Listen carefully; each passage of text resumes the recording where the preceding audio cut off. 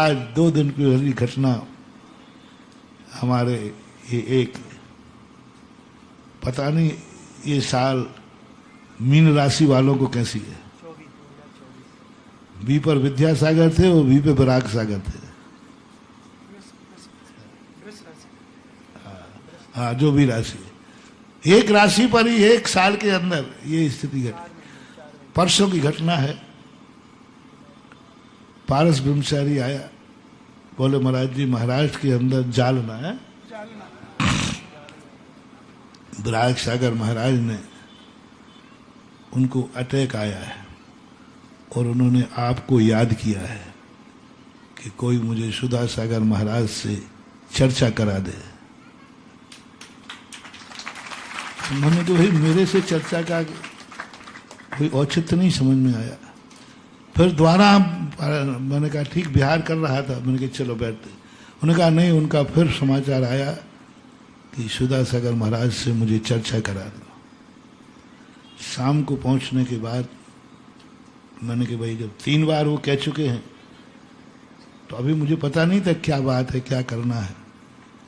बस अटैक आया, बस चर्चा की, हमने थोड़ा संबोधन किया और अटैक की स्थिति में और ये भी भावना थी, मैंने कहा आप घबराना नहीं, सुबह ठीक हो जाओगे। और वो सुबह ठीक हो गए। हमने शांति धारा कराई, अभी चना टोरिया के अंदर शांति धारा कराई। मैंने 2 बार उनका नाम लिया, आचार्य विराग सागर आरोग्यार्थम कहा मैंने। और वहां से समाचार आया कि महाराज ठीक हो गए हैं और आहार भी ठीक हुआ। थोड़ा अच्छा लगा।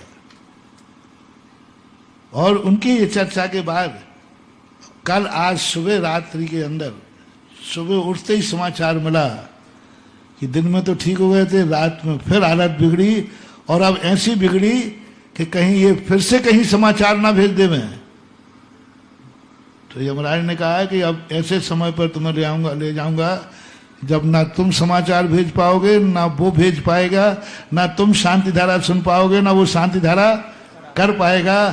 ठीक 2:30 पर आचार्य महाराज विद्यासागर जी महाराज जी का गुरुदेव का भी 2:35 पर हुआ था और इनका हुआ कब? 2:30 पर। 2:30 पर। कोई ज्यादा उम्र नहीं थी, हमसे भी छोटे थे। 68, हाँ 63 का जन्म था संभवतः। 63 का जन्म था, अब लगा लो कितने था, 61 के लगभग हुए। 63 का जन्म था। हाँ, तो 61 साल की उम्र में आकाश में बिल्कुल बड़े चंगे चले गए।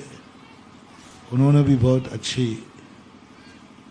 कुछ परिस्थितियां बीच में आए, कुछ अपवाद बीच में आए, लेकिन फिर भी संघ की उन्होंने जो व्यवस्था बनाई, उनके आकस्मिक जाने के बाद भी उनका संघ अनाथ नहीं हुआ, क्योंकि वो इतनी अच्छी पहले से ही व्यवस्था बनाते गए, ग्रुप बनाते गए, अधिकार देते गए और आज सब उनका संघ बटा हुआ है और एक व्यवस्थित ढंग से उन्होंने बांट दिया था। और उनको शायद ऐसा महसूस हो कि हम छोटी उम्र में ही चले जाएंगे, इसलिए उन्होंने अपने संघ को एक व्यवस्थित ढंग से बांट करके, यानी उनके चले तो गए लेकिन वो संघ अनाथ नहीं हुआ। उनके संघ को गम तो होगा और कोई भी एक प्रभावक शक्ति, प्रभावक भी थे, उनका पुण्य भी प्रभावक था। उसी परिणाम स्वरूप उन्होंने प्रभावना भी की और एक श्रमण संस्कृति की बहुत बड़ी कतार उनके निमित्त से समाज को मिली और तैयार है। एक बहुत बड़ा साधु समूह, ये प्रभावना का काम है, पुण्य से ही होता है। और उनकी पुण्य से, उनकी कुशलता से एक अपने संघ को व्यवस्थित करके और एक व्यवस्था दे करके वो आकस्मिक चले गए। हालांकि वो अपना खुद का विमोचन कर पाए नहीं कर पाए अपन को मालूम नहीं है। क्या स्थिति बनी रात के 2:30 बजे, अभी तो बार सबसे सुना अपन सब उनके प्रति, मैंने जब उन्होंने मुझे स्मरण किया 2-3 बार, तो मैंने भी उनको नमोस्तु किया और उन्होंने भी प्रति नमोस्तु किया। जब उनसे वार्तालाप चल रही थी उस समय उन्होंने 3 बार नमोस्तु किया और मैंने भी 3 बार नमोस्तु किया। नमोस्तु प्रति नमोस्तु होने के बाद मैंने यही कहा, कल सुबह अपन फिर चर्चा करेंगे। हमारा बिहार चलते हुए वह स्थिति में उन्होंने कहा कि अभी स्थिति में रेस्ट कर रहे, हमने करना दो, अभी कुछ मत बोलो। और आज ऐसा गमगीन अनियति रूप से आया कि इस सब अनियतों को देखकर, जो मैं प्रवचन के प्रारंभ में भूमिका बना रहा था, इस अनियत को देख करके उत्साह ठंडा हो जाता है। कल शाम को अच्छा व्यक्ति बैठा है और सुबह पता चला कि कर वार्तालाप, क्या नियत है इस प्रकृति की, क्या अनियत। इस अनियत ने तो हर व्यक्ति के लिए उत्साह को खत्म कर दिया। पर मैं जो उत्साह को खत्म न करके मानूं, धार्मिक भाषा में बोलूं तो राग को खत्म करके ये अनियत धारा ने वैराग की तरफ बढ़ा दिया। अनियत धारा यदि नहीं होती तो शायद वैराग नहीं होता, क्योंकि वैराग नियत धारा से नहीं जागता है, वैराग अनियत धारा। वैराग नित्य भावना से नहीं जागता, वैराग अनित्य भावना से जागता है। इन घटनाओं को सुनकर के एक वैराग में वृद्धि होती है, मूर्छा में कमी आती है, कल्पनाओं में कमी आती है।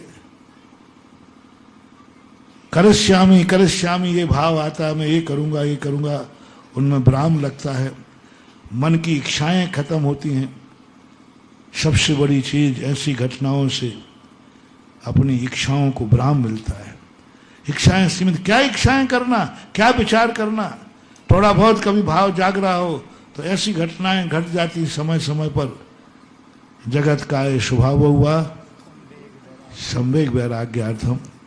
आज इस घटना से संवेग और वैराग की पर्याय उत्पन्न होती है। अपन उन महाराज के प्रति एक विनयाञ्जलि, एक श्रद्धांजलि के रूप में उन्होंने जो किया, उन्होंने जो कहा, उनकी भावनाएं धर्म के रूप में थी और धर्म के भेष को लेकर के गए हैं। बहुत जल्दी जल्दी वो तो मजे में होंगे, अपन बड़ी वैराग धारण कर रहे हैं। ये लोग तो पहुंच गए होंगे समोषण में भगवान के पास। अपन लोग तो यही कहते हैं कि उनके प्रति अपनी विनयाञ्जलि, श्रद्धांजलि 9 बार नमोकार मंत्र पढ़ के उनके प्रति अपनी श्रद्धांजलि अर्पित करें।